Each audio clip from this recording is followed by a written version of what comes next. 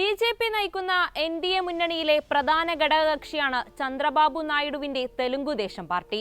മുസ്ലിം വിരുദ്ധതയും വിദ്വേഷ പ്രചാരണവും ബി.ജെ.പി. തുടരുമ്പോഴും സംസ്ഥാനത്തെ മുസ്ലിങ്ങളെ ചേർത്തുപിടിക്കുന്ന നിലപാടാണ് ടി.ഡി.പിയുടേത്. രാജ്യഭരണത്തിൽ പങ്കാളിയാണെങ്കിലും വർഗീയമല്ല തങ്ങളുടെ നിലപാടെന്ന് മോദിയുടെയും അമിത്ഷായുടെയും മുഖത്തുനോക്കി പറഞ്ഞിരിക്കുകയാണ് പാർട്ടി നേതാക്കൾ. ഇനിയും അധികാരമേറ്റാൽ മുസ്ലിങ്ങൾക്ക് മതാടിസ്ഥാനത്തിൽ സംവരണം നൽകില്ലെന്നായിരുന്നു മോദിയുടെയും ബി.ജെ.പിയുടെയും പ്രധാന പ്രചാരണം. നിയമസഭാ തെരഞ്ഞെടുപ്പിൽ വൻ ഭൂരിപക്ഷത്തിൽ ജയിച്ച മുന്നണി സർക്കാർ രൂപീകരിക്കാൻ ഒരുങ്ങുന്നതിനിടയിലാണ് നിലപാട് പ്രഖ്യാപിച്ചതെന്ന് ശ്രദ്ധേയമാണ്. ബി.ജെ.പി. എതിർത്താലും മുസ്ലിങ്ങൾക്ക് നൽകുന്ന സംവരണം ആന്ധ്രയിൽ തുടരുമെന്ന് മാധ്യമങ്ങളോട് പറഞ്ഞത് ചന്ദ്രബാബു നായിഡുവിന്റെ മകനായ നാരാ ലോകേഷാണ്. മുസ്ലിം സംവരണത്തെ എതിർക്കുന്ന നിലപാടാണ് ബി.ജെ.പിയുടേത്. എന്നാൽ അതല്ല ഞങ്ങളുടെ രാഷ്ട്രീയം. സംസ്ഥാനത്ത് മുസ്ലിങ്ങൾക്കുള്ള സംവരണം കഴിഞ്ഞ 2 പതിറ്റാണ്ടുകളായി തുടരുന്നുണ്ട്. അതിൽ ഉറച്ചുനിന്ന് മുന്നോട്ടു പോകാനാണ് പാർട്ടി ഉദ്ദേശിക്കുന്നത്. സംസ്ഥാനത്തെ പാർശ്വവൽക്കരിക്കപ്പെട്ടവരുടെ ഉന്നമനത്തിനൊപ്പം തൊഴിലവസരങ്ങളും സൃഷ്ടിക്കുന്നതിലാണ് പാർട്ടിയുടെ ശ്രദ്ധയെന്ന് ലോകേഷ് കൃത്യമായി പറഞ്ഞു. സംവരണം പ്രീണനത്തിനല്ല.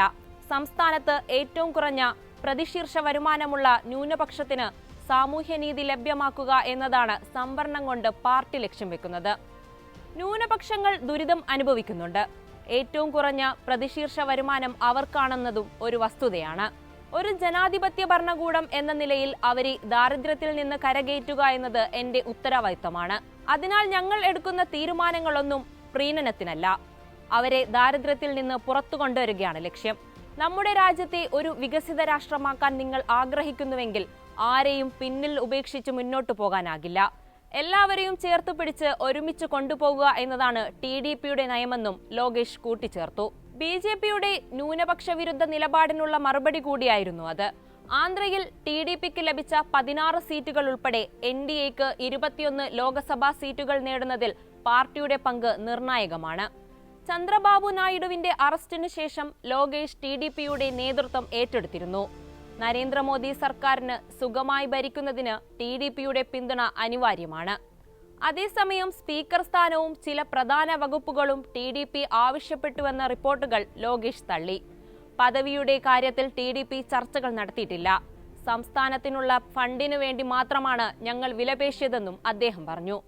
175 മണ്ഡലങ്ങളിൽ നടന്ന തെരഞ്ഞെടുപ്പിൽ 135 സീറ്റുകളിലാണ് ടി.ഡി.പി. മാത്രം ജയിച്ചത്.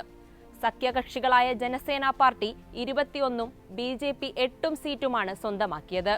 സംസ്ഥാനം ഭരിച്ചിരുന്ന ജഗൻമോഹൻ റെഡ്ഡിയുടെ വൈ.എസ്.ആർ. കോൺഗ്രസ് കേവലം 11 സീറ്റിലൊതുങ്ങി.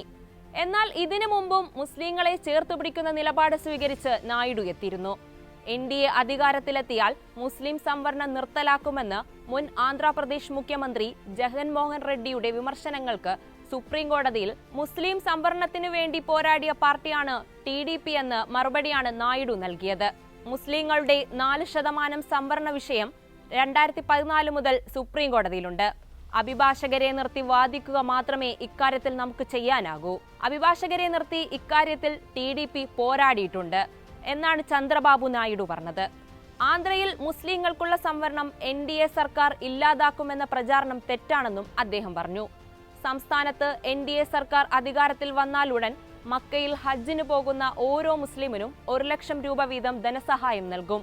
ടി.ഡി.പി. മുസ്ലിം സമുദായത്തിന്റെ ഗുണത്തിനു വേണ്ടി ഹജ്ജ് ഹൗസ് നിർമ്മിച്ചപ്പോൾ സ്വന്തം സുഖസൗകര്യങ്ങൾക്കു വേണ്ടി കൊട്ടാരങ്ങൾ നിർമ്മിക്കുകയാണ് ജഗൻ ചെയ്തതെന്നും അദ്ദേഹം വിമർശിച്ചു. വിശ്വസ്തതയുടെയും ധീരതയുടെയും പേരിൽ അറിയപ്പെട്ടവരാണ് മുസ്ലിം സമുദായം. കഠിനാധ്വാനത്തിലാണ് അവർ എപ്പോഴും വിശ്വസിക്കുന്നത്. മുസ്ലിങ്ങളില്ലെങ്കിൽ വികസനമില്ല. ആന്ധ്രയിലും തെലങ്കാനയിലും നഗരമേഖലകളിലെല്ലാം ഓട്ടോ റിപ്പയറിംഗിനെ ആശ്രയിച്ചാണ് അവരിൽ ഭൂരിഭാഗവും കഴിയുന്നത്. ഹൈദരാബാദിലെ മുസ്ലിങ്ങൾ രാജ്യത്തെ മറ്റിടങ്ങളിലുള്ള മുസ്ലിങ്ങളെക്കാൾ ഏറെ മുന്നിലാകാൻ കാരണം ടി.ഡി.പി. നടപ്പാക്കിയ പദ്ധതികളാണ്. ടി.ഡി.പി. ഭരണകൂടം കാരണമാണ് ഹൈദരാബാദിന് ആഗോള അംഗീകാരം ലഭിച്ചത് എന്ന് ജഗന് മറുപടി നൽകി നായിഡു. ടി.ഡി.പി. മുൻപും എൻ.ഡി.എയുടെ ഭാഗമായിരുന്നെങ്കിലും ഒരിക്കലും മുസ്ലിങ്ങൾക്കെതിരായ ഒരു തരത്തിലുമുള്ള അനീതിയും വച്ചുപൊറുപ്പിക്കുന്നില്ലെന്നും ചന്ദ്രബാബു നായിഡു പറഞ്ഞു. ടി.ഡി.പി. സർക്കാരിന്റെ കാലത്ത് മുസ്ലിം സമുദായത്തിനു വേണ്ടി ഒരുപാട് പദ്ധതികൾ നടപ്പാക്കിയിട്ടുണ്ട്. കഴിഞ്ഞ 5 വർഷത്തിനിടെ സംസ്ഥാനത്ത് മുസ്ലിം സ്ത്രീകൾക്കെതിരെ അതിക്രമം ശക്തമായിരിക്കുകയാണ്. നമസ്കാരം നിർവഹിച്ച് പള്ളിയിൽ നിന്ന് മടങ്ങി വരും വഴി ഒരു സ്ത്രീയുടെ ബുർക്ക കീറി അപമാനിച്ച സംഭവം വരെയുണ്ടായി. TDP അധികാരത്തിലുണ്ടായിരുന്ന കാലത്ത് മുസ്ലിങ്ങൾക്ക് ഇത്തരത്തിലുള്ള അതിക്രമങ്ങൾ നേരിടേണ്ടി വന്നിരുന്നില്ലെന്നും അദ്ദേഹം തുറന്നടിച്ചു.